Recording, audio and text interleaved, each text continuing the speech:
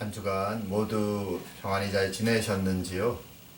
자, 오늘은 9월 22일, 9월 세 번째 주일입니다. 오늘은 노예 행사 관계로 제가 토론토에 없어서 이렇게 온라인으로 예배를 드리게 되었습니다. 죄송합니다. 자, 오늘도 우리가 마음을 모아서 하나님 앞에 찬양하고 예배하는 시간 갖도록 하겠습니다. 다같이 찬송가 214장 나 주의 도움 받고자 함께 찬양하면서 예배 시작하겠습니다.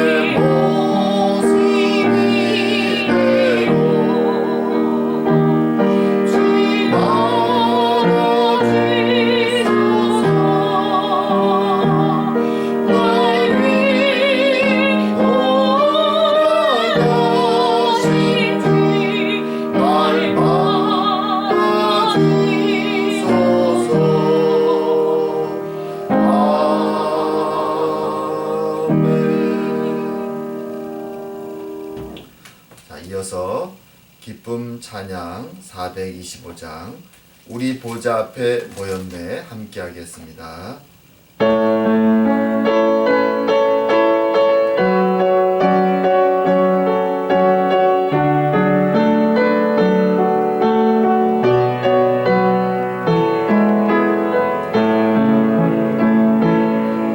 우리 보좌 앞에 모여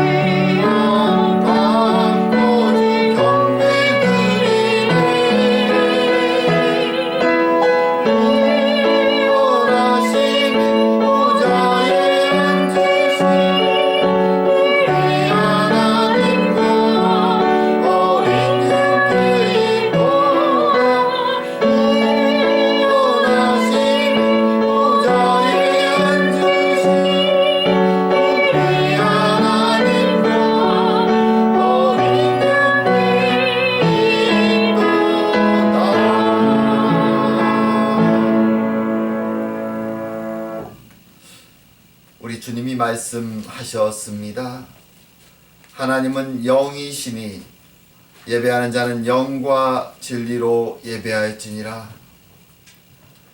오늘도 이 자리에 임재하신 주님 앞에 우리의 죄와 허물을 고백하며 주님의 용서와 위로를 구하는 시간을 갖도록 하겠습니다. 함께 기도드리겠습니다. 아버지 하나님, 아버지 하나님이시여, 오늘도 연약한 자 주님께 나와 기도합니다. 죄 많고 부족한 자 주의 은혜를 구하며 엎드립니다. 아버지 하나님이시여, 아버지 하나님이시여, 오늘도 우리의 엎드린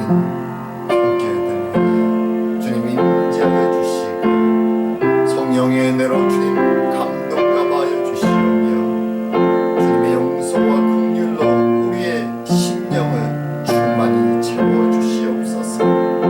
그래야 이 예배가 온전히 주님께 올려드리는 거룩한 예배가 되도록 주님 역사하여 주시옵소서. 주님 함께하여 주시옵소서. 은혜를 내려 주시옵소서. 주님 부족한 제 심령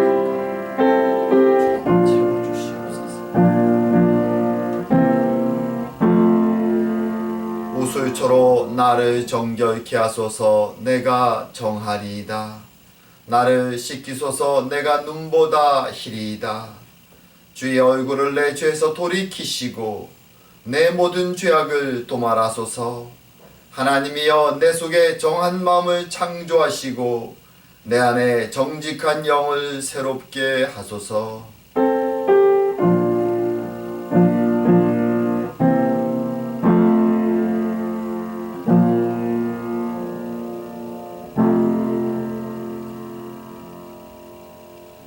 오늘 성시 교독은 교동문 82번 빌립보서 2장 말씀입니다.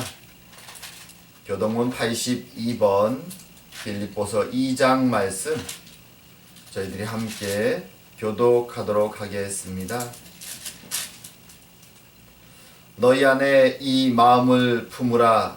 곧 그리스도 예수의 마음이니 그는 근본 하나님의 본체시나 하나님과 동등됨을 취할 것으로 여기지 아니하시고 오히려 자기를 비워 종의 형체를 가지사 사람들과 같이 되셨고 사람의 모양으로 나타나사 자기를 낮추시고 죽기까지 복종하셨으니 곧 십자가에 죽으심이라. 이러므로 하나님이 그를 지극히 높여 모든 이름 위에 뛰어난 이름을 주사 하늘에 있는 자들과 땅에 있는 자들과 땅 아래에 있는 자들도 모든 무릎을 예수의 이름에 꿇게 하시고 다같이 모든 입으로 예수 그리스도를 주라 시인하여 하나님 아버지께 영광을 돌리게 하셨느니라. 아멘. 다같이 사도신경으로 신앙 고백 드리겠습니다. 전능하사 천지를 만드신 하나님 아버지를 내가 믿사오며 그 외아들 우리 주 예수 그리스도를 믿사오니 이는 성령으로 잉태하사 동정녀 마리아에게 나시고 본디오 빌라도에게 고난을 받으사 십자가에 못 박혀 죽으시고 장사한 지 사흘 만에 죽은 자 가운데서 다시 살아나시며 하늘에 오르사 전능하신 하나님 우편에 앉아 계시다가 저리로서 산자와 죽은 자를 심판하러 오시리라. 성령을 믿사오며 거룩한 공예와 성도가 서로 교통하는 것과 죄를 사하시는 것과 몸이 다시 사는 것과 영원히 사는 것을 믿사옵나이다. 아멘. 다의 찬송가 151장 만왕의 왕 내 주께서 함께 하겠습니다.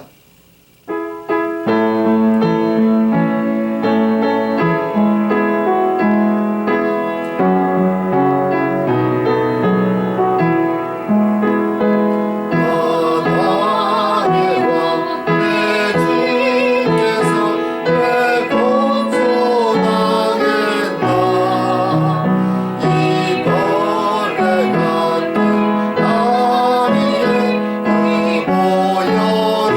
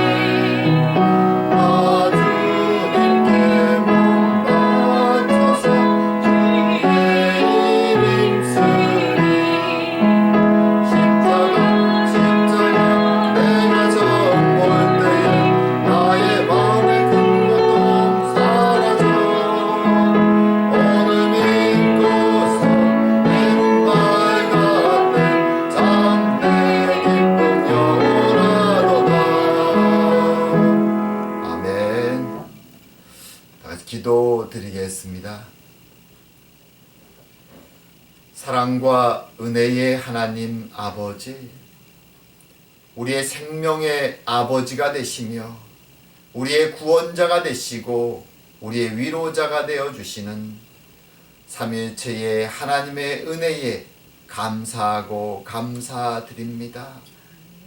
죄로 방황하는 저희들을 오늘도 불러주시고 하나님 전에 함께 모여 예배하게 하시니 감사드립니다. 연약한 저희들을 사랑하는 아들이라 딸이라 불러주시며 거룩한 백성이라 칭하여 주시니 그 은혜가 얼마나 크고 놀라운지요. 하오나 오늘도 주님 앞에 부르심 받고 나와 예배드린 이 자리에 앉을 때에 여전히 세상에 속한 자처럼 살아가는 연약한 저희들의 모습 때문에 주님 고개를 떨굽니다. 주님 오늘도 찾아와 주시고 보혈의 능력으로 씻어 새롭게 하사 우리의 힘으로 걸어갈 수 없는 성도의 길을 걸어갈 수 있는 은혜를 허락하여 주시옵소서.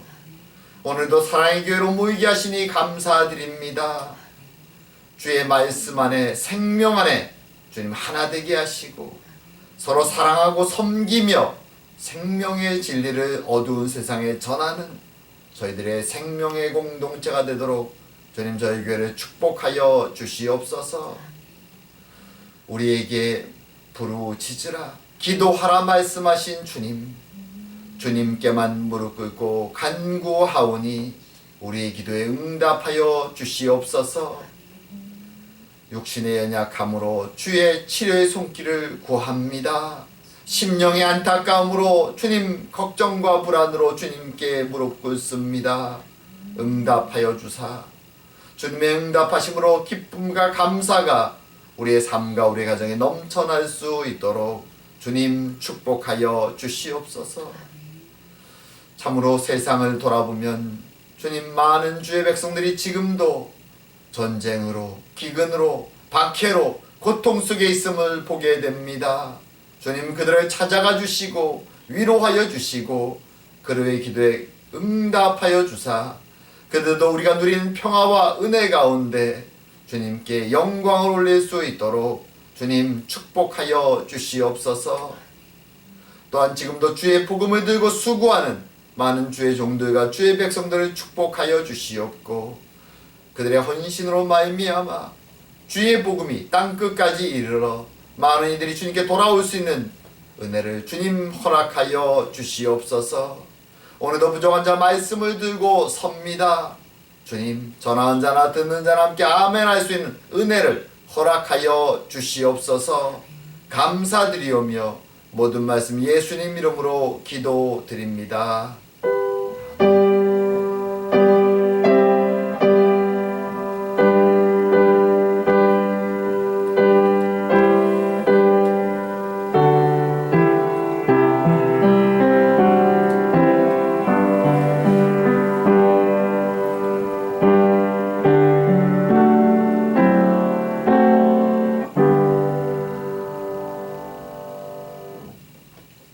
오늘 함께 보실 말씀은 출애굽기 20장 18절에서 21절까지 말씀입니다. 출애굽기 20장 18절에서부터 21절까지 말씀 제가 대표해서 봉독하도록 하겠습니다. 뭇 백성이 우레와 번개와 나팔 소리와 산의 연기를 본지라 그들이 볼 때에 떨며 멀리 서서 모세에게 이르되 당신이 우리에게 말씀하소서. 우리가 들으리이다. 하나님이 우리에게 말씀하시지 말게 하소서. 우리가 죽을까 하나이다. 모세가 백성에게 이르되 두려워하지 말라. 하나님이 임하심은 너희를 시험하고 너희로 경외하여 범죄하지 않게 하려 하심이니라. 백성은 멀리 서 있고 모세는 하나님이 계신 흑암으로 가까이 가니라. 아멘.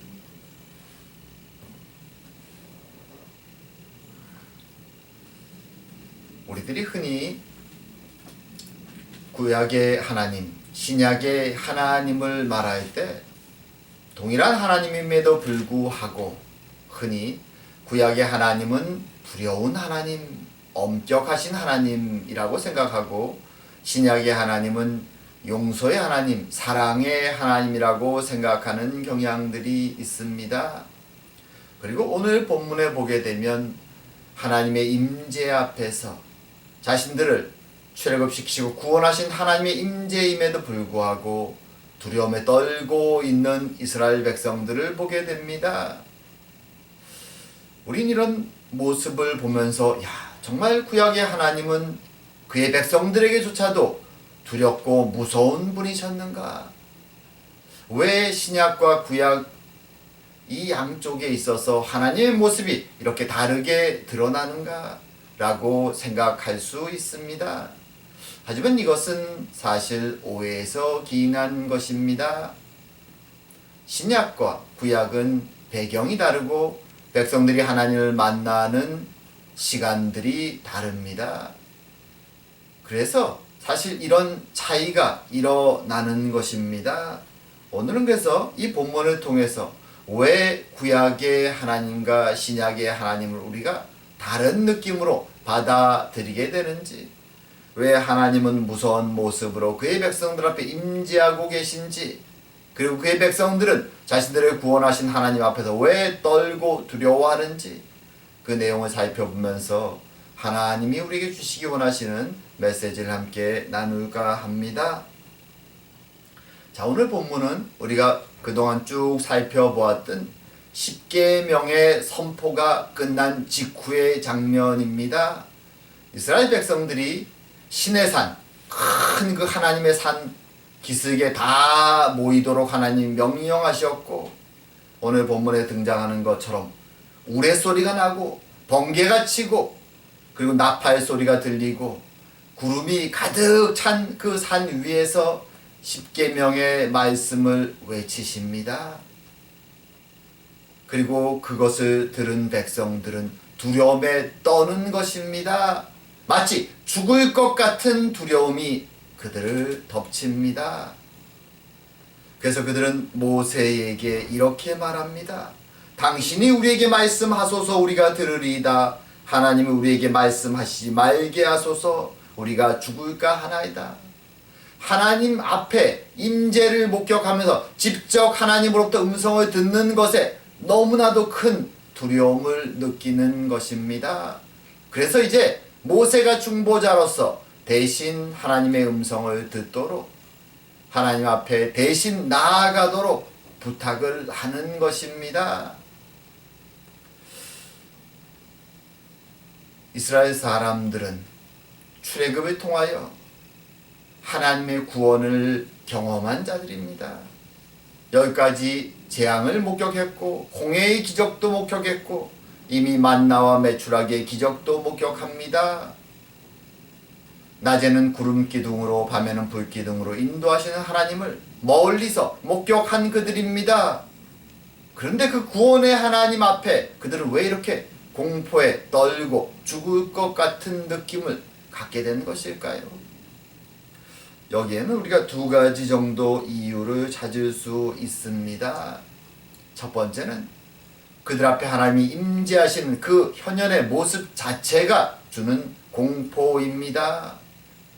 천둥 소리가 크게 울리고 번개가 치고 나팔 소리가 들리고 너무 구름이 짙어서 검은 구름처럼 된 짙은 구름이 산을 덮고 그 가운데 하나님의 목소리가 십계명을 외칠 때 그 모습 자체가, 그 신이 자신들 앞에 내려오는 그 모습 자체가 이스라엘 사람들은 너무나 공포스러운 것입니다.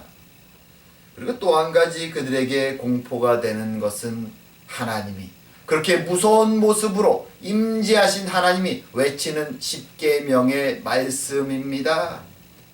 하나님의 음성으로, 큰 음성으로 십계명의 말씀이 하나하나 그들 앞에 외쳐질 때마다 그들은 자신들이 그 말씀을 실제로는 범하는 자들임을, 과거에 범했던 경험들이 있는 자들임을, 그 욕망을 자신들이 지니고 있는 자들임을 깨달으면서 두려운 것입니다.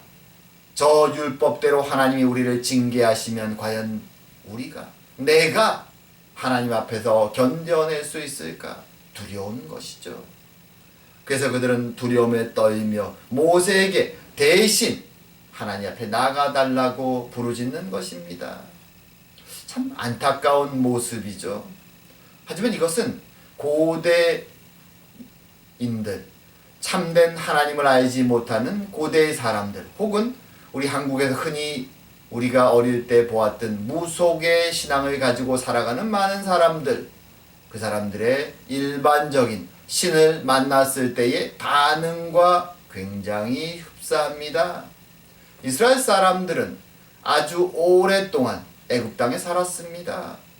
그래서 그들은 애굽 사람이 신을 대하는 것처럼 자신들도 모르게 자신들을 구원한 그 하나님을 대하고 있는 것입니다. 우리도 어릴 때 한국에서 그런 경험들이 있죠. 시골 마을에 가면 성황당이 있고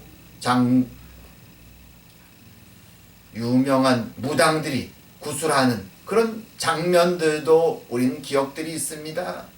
그런 주변에 가게 되면 사람들은 자기도 모르게 두렵습니다. 그 근처에 가는 것에 대한 신의 어떤 영역에 들어가는 것에 대한 두려움이 있습니다. 이런 모습들이 무속신앙이나 고대인들에게 있었던 것이죠. 근데 오늘 그 모습이 하나님의 백성 이스라엘 사람들에게서도 나타나는 것입니다. 왜냐하면 그들은 하나님 앞에 서 있는 첫 번째 시간이기 때문입니다. 물론 멀리서는 하나님을 보았습니다. 하나님의 기적과 경험들을 했습니다. 하지만 자신들 앞에 임재하시고 자신들에게 말씀하시는 하나님을 처음 경험한 것입니다. 그럴 때 그들의 반응은 자신들도 모르게 애굽 사람들처럼 하나님 앞에서 반응하는 것입니다. 이 모습을 보면서 하나님의 마음이 어땠을까 하는 생각이 듭니다. 하나님의 백성, 한때는 에덴 동산에서 하나님과 친구처럼 지냈던 적이 있습니다. 그리고 아브라함도 하나님 앞에서 나의 친구다라는 칭송을 들을 정도로 하나님과 친근한 존재였다고 생각합니다. 그런 하나님의 백성들의 모습이 이제는 이방 사람들처럼 하나님의 임재 앞에서 두렵고 떨고 있는 이방인같이 되어버린 그 모습을 볼 때 하나님의 마음이 어떨까요? 안타까우실 것입니다. 그리고 하나님은 이제 그런 사람들, 이방인처럼 되어버린 하나님을 알지 못하는 사람들에게 다가오셔서 그들을 하나님의 백성으로 만들어가기 시작하시는 것입니다. 두려움에 떠는 이스라엘 백성들에게 그래서 모세가 이렇게 대답합니다. 두려워하지 말라. 하나님이 임하심은 너희를 시험하고 너희로 경유하여 범죄하지 않게 하려 하심이니라. 여기에 보게 되면 세 가지 정도 하나님이 그들에게 어떤 면에서 무서운 모습처럼 보이는 그 놀라운 현현의 모습으로 임재하신 이유를 설명합니다. 첫 번째는 너희를 시험하기 위해서다라고 말합니다. 시험한다. 하나님을 만나는 첫 번째 경험이라는 의미입니다. 이 시험은 그들을 겁줘서 넘어뜨리고 쓰러지게 만드시려는 시험이 아닙니다. 하나님이 우리를 시험하시는 것은 하나님을 알고 경험하도록 하기 위해서죠. 신앙에 있어서 하나님을 만나는 경험은 굉장히 중요합니다. 우리 모두는 때로는 직접적으로, 때로는 간접적으로 하나님을 만난 경험들이 있습니다. 그리고 그것이 우리의 신앙에 굉장히 중요한 출발점이 됩니다. 하나님을 만나지 못한 사람들은 하나님을 알지 못합니다. 그래서 하나님을 만나는 경험은 굉장히 중요하죠. 그래서 우리는 우리 주변에 믿음 없는 자들을 볼 때 그렇게 기도하죠. 하나님, 저 사람을 만나 주십시오. 하나님은 이제 이스라엘이 하나님을 경험하고 신앙의 삶을 시작하기를, 하나님을 만나는 삶을 시작하기를 원하시는 것입니다. 그리고 두 번째로 하나님은 너희로 경외하게 하여 라고 말합니다. 원어대로 말하면 하나님에 대한 두려움을 너희들이 가지길 원한다라는 것입니다. 하지만 이 두려움이라는 것은 공포를 의미하는 것이 아닙니다. 능력의 하나님, 그들을 출애굽으로 구원하신 하나님, 여기까지 재앙을 내리셨고 홍해를 가르셨고 그들에게 만나를 먹이시는 그 하나님, 언약의 하나님을 바로 아는 것이죠. 그래서 그분을 존경하고 신뢰하고 그분의 합당한 영광을 돌리는 모습을 구약 성경은 특별히 하나님을 두려워한다 라고 표현합니다. 신앙인들에게 있어서 이것은 굉장히 중요한 모습입니다. 하나님을 두려워한다. 구약 전체에서 가장 중요한 주제 중에 하나죠. 우리는 어떤 면에서 하나님을 모르고 하나님을 무서워하는 것에서부터 하나님을 알게 되고 경험하고 하나님을 경외하는 것으로 나아가야 되는 것입니다. 그리고 세 번째로 이 과정을 통하여 범죄하지 않게, 다른 말로 하면 하나님께 순종하는 자들이 되도록 만들기 원하신다라고 말합니다. 이것이 하나님이 그들의 백성을 만나시고 인도해 가시는 과정입니다. 물론 세상 사람들도 법을 지킬 때가 있습니다. 때로는 자신이 마음속에는 양심의 가책 때문에 양심에 따라 법을 지키는 사람들도 있습니다. 어떤 사람들은 법의 심판이 무서워서 법을 지키기도 합니다. 그런 사람이 사실 실제로 더 많죠. 하지만 우리는 타락된 세상이 있기 때문에 그 양심은 쉽게 오염됩니다. 그리고 남들이 다 죄를 범하고 법을 지키지 않을 때 사람들은 자신들도 쉽게 법을 어기는 일들이 벌어집니다. 그것이 세상의 모습이죠. 힘 있는 자의 원칙이 규칙이 되는, 정말로 양심이 말하는 규칙은 항상 어느 순간에나 쉽게 무너져 버릴 수 있는 것입니다. 하지만 하나님은 그의 백성들, 이제 하나님을 만나고 경험하고 경외하게 된 그의 백성들에게 법 때문이 아니라, 처벌이 무서워서가 아니라 하나님을 경외하기 때문에 하나님의 백성으로 순종하며 더 이상 죄를 범하지 않고 하나님의 말씀과 율법을 순종하는 자로 살아가도록 만들기 원하시는 것입니다. 그래서 이제 첫 걸음으로 그들 앞에 모든 그들이 경험한 모든 신들의 경험보다 더 엄청난 모습으로 이스라엘 앞에 현현하시며 시내산 위에 임재하신 것입니다. 보여주시는 것이죠. 내가 바로 너희들을 구원한 하나님이다. 능력의 하나님이고 아브라함의 하나님이고 너희들을 구원한 하나님이고 이제 너희들을 이끌고 언약의 하나님으로 가나안에 들어갈 하나님이다. 하나님은 그 시작을 끊고 계신 것입니다. 하지만 이런 모세의 설득에도 불구하고 이스라엘 자손들은 하나님 앞으로 나오지 않습니다. 처음 그들이 하나님 앞에 부름받아서 시내산 앞에 섰을 때 그들은 산 자락에 모여 있었습니다. 하지만 오늘 본문을 보게 되면 그들은 산에서부터 멀리 떨어져 있습니다. 모세가 아무리 얘기해도 그들은 가까이 나오지 않습니다. 오직 모세 홀로 하나님의 산 위로 올라갑니다. 이것이 그들의 시작점이었습니다. 하지만 하나님은 이렇게 두려움 속에 있는 그들의 모습을 거기에 버려두시는 것이 아니라 40년 동안 그들을 먹이시고 입히시고 가르치시고 만나주시며 이제 40년이 지난 뒤에는 더 이상 두려운 자들이 아니라 공포에 떠는 자들이 아니라 담대함으로 하나님을 경외하고 하나님께 순종하며 가나안으로 행군하여 들어가는 그의 백성들이 되는 것입니다.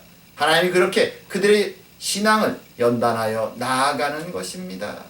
하나님 우리들에게도 이런 신앙으로 우리를 인도해 가시기 원합니다. 성경에는 많은 이런 믿음의 연단 속에 참으로 하나님을 경외하는 사람들의 모습들이 등장합니다. 그 예 중에 중요한 예 하나가 다윗의 모습입니다. 우린 너무나 잘 알죠. 다윗 왕, 그는 하나님께 선택되었고 어린 시절부터 많은 위기 속에서 하나님의 구원하심의 은혜를 경험합니다. 하나님 앞에 순종하고 하나님을 경외하는 왕이 됩니다.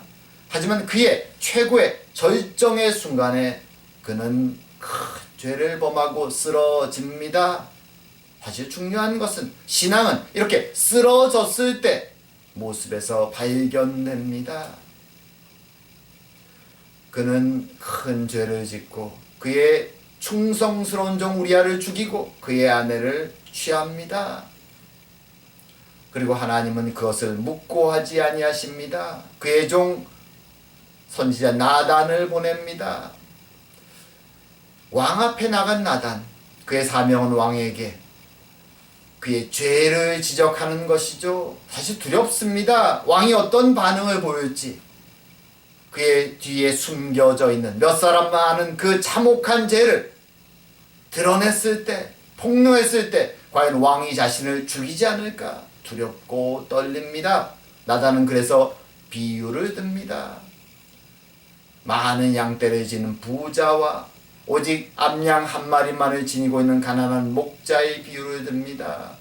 어느 날 부자에게 손님들이 찾아오자 이 부자는 그 가난한 목자의 한 마리 양을 빼앗아 손님들을 대접했다라고 말합니다. 그자 다윗은 그 이야기를 듣고 그런 악한 자는 죽어 마땅하다고 외칩니다. 그리고 그 순간 나단이 다윗을 가리켜서 말합니다. 그 사람이 바로 당신입니다.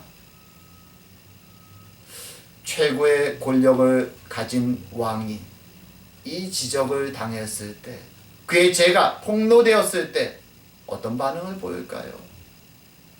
많은 사람들은 그것을 부인하고 선지자를 쫓아냈을 수도 있습니다.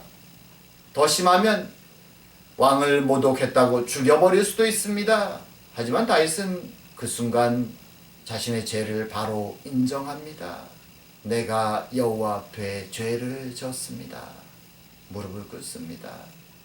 그리고 그 죄의 벌로 그가 바세바에게 얻은 아들에 대한 심판이 내려지자 그는 7일 동안 금식하며 밤낮으로 눈물을 흘리며 하나님께 회개의 기도를 드립니다.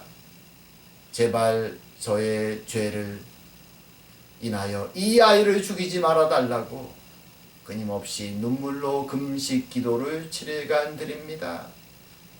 그리고 그 이후로 그의 죄의 결과로 그의 가족 안에 범죄가 일어나고 심판이 일어나고 그리고 전쟁이 일어날 때 그는 그 순간 매 순간마다 하나님이 자신에게 주시는 이 상황을 회개하며 받아들입니다.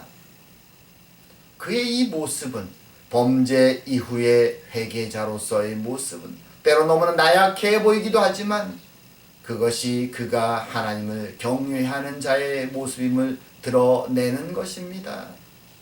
다윗은 하나님을 이제는 깊이 아는 것입니다. 아무리 어디에서 숨은 곳에서 무엇을 하든지 자신은 하나님의 시선을 피할 수 없는 자임을, 하나님은 항상 자신 옆에서 보고 계심을, 그리고 그 하나님은 언약의 하나님이며 자신이 죄를 짓고 무너지고 쓰러져도 자신을 버리지는 않으시는 하나님이라는 것을 알고 있는 것입니다. 그래서 그는 다시 무릎을 꿇고 그 하나님 앞에 기도하는 것입니다.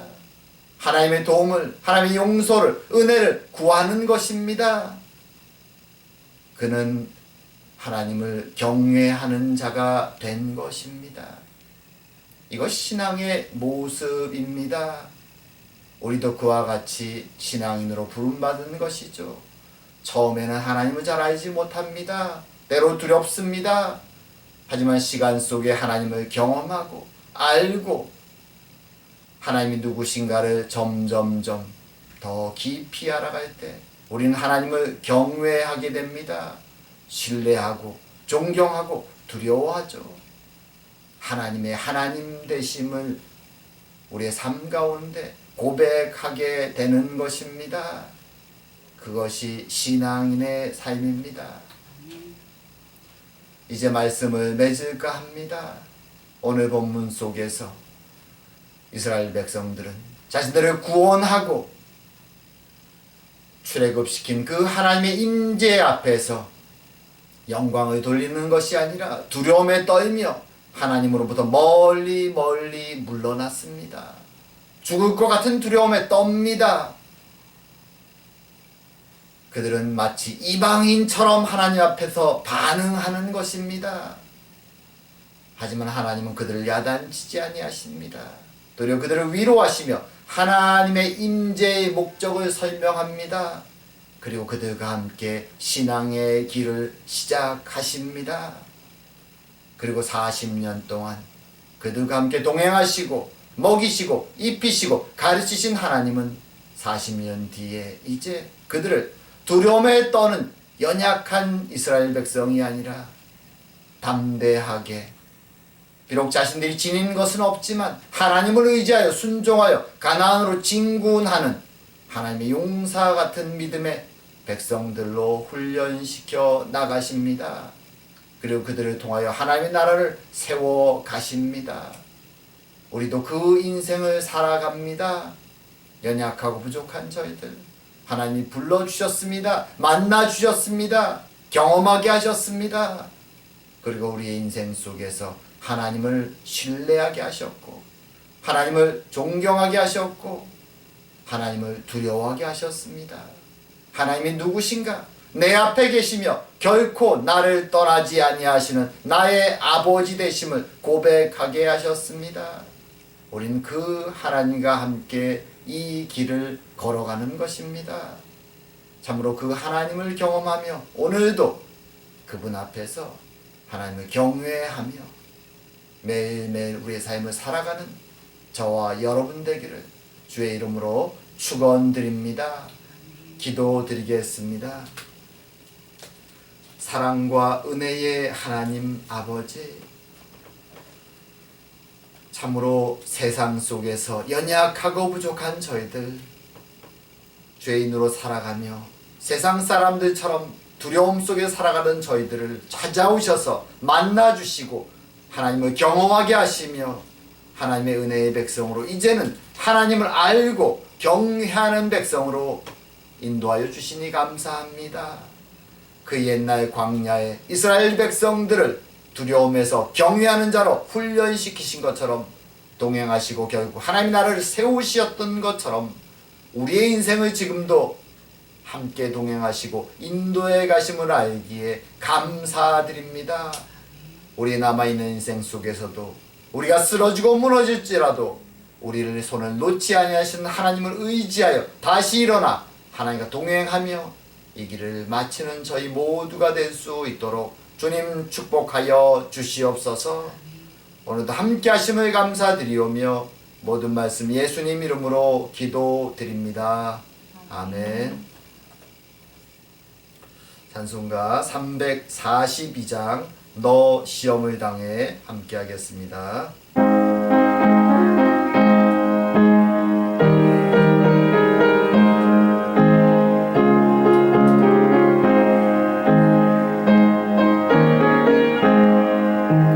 너 시험을 이겨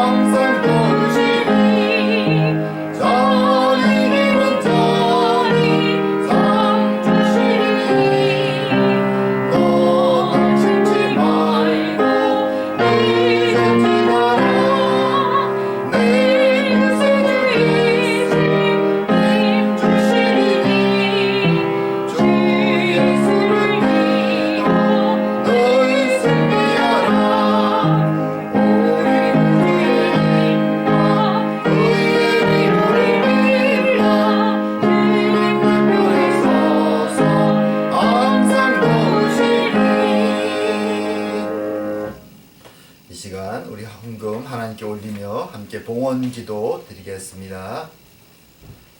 사랑과 은혜의 하나님 아버지, 우리의 연약함과 부족함에도 불구하고 우리의 손을 놓지 아니하시며 하나님의 구원을, 하나님의 약속을 성취하시는 하나님 감사드립니다. 오늘도 하나님의 은혜에 감사하며 작은 예물을 주님께 바칩니다.